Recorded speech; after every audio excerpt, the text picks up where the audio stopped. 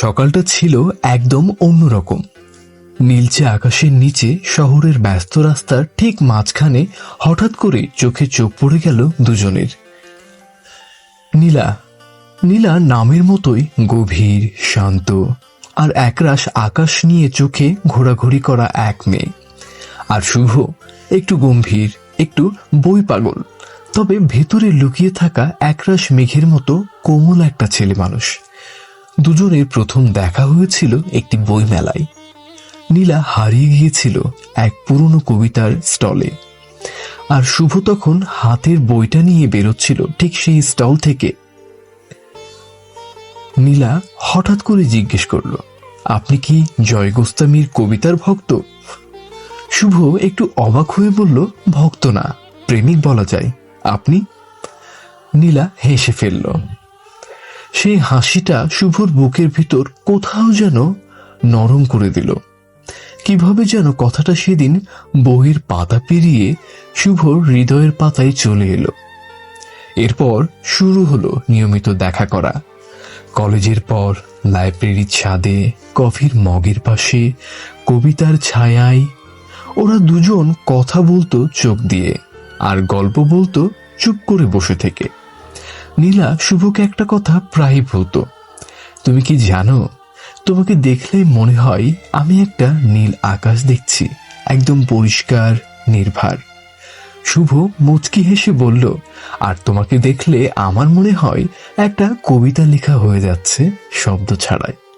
দিনগুলো ভালোই কাটছিল তাদের, সত্যি অনেক ভালো। কিন্তু জীবনে যেমনটা আসলে হয়, একটা ঝড় ঠিক এসেই পড়ল তাদের জীবনে। নীলার বাবা মা ওর জন্য একটা সম্বন্ধ ঠিক করে ফেলল। সত্যি সম্বন্ধ ঠিক করে ফেলল। ছেলেটা বিদেশে প্রতিষ্ঠিত, সব দিক থেকেই পারফেক্ট, কিন্তু তাতে শুভ ছিল না, কবিতা ছিল না, ছিল না সেই নীল আকাশটা, যে আকাশটা নীলা চাই। নীলা ভেঙে পড়ে, কিন্তু সে জানতো ভালোবাসা মানে শুধু পাওয়া নয়, ভালোবাসা মানে সাহস। তাই সে একদিন শুভকে নিয়ে তার বাবার সামনে দাঁড়ায়, বলে, বাবা, আমি আমি ওকে ভালোবাসি। তুমি যদি বিশ্বাস করো যে মেয়ের হাসিতে বাবা মায়ের আনন্দ থাকে, তবে আজ একটা কথা শুনে রেখো, এবং আমার একটা কথা শুনে দেখো। আমি হাসি শুধু তখনই যখন শুভর পাশে থাকি। বাবা অনেকক্ষণ চুপ করে রইলেন, তারপর ধীরে ধীরে মাথা নেড়ে বললেন, তাহলে থাকো, কিন্তু তোমাদের ভালোবাসাটা যেন সময়ের সাথে সাথে আরো গভীর হয়। একদিন যেন তোমরা দুজন এই ভালোবাসার কবিতা অন্যদের শোনাতে পারো। আজ 3 বছর হয়ে গেল। নীলা আর শুভ দুজনেই একটা ছোট্ট রেডিও স্টেশনে কাজ করে। প্রতি শুক্রবার রাতে ওদের শো হয়, নীলা এবং শুভর গল্প, নীল আকাশের গল্প।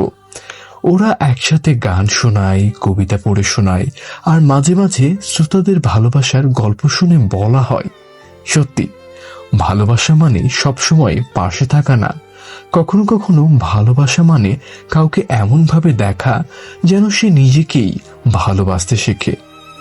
নীলা আর শুভ, ওদের গল্পটা শুধু প্রেমের না, ওদের সাহসের, ওদের ভালোবাসা এবং ওদের বিশ্বাসের।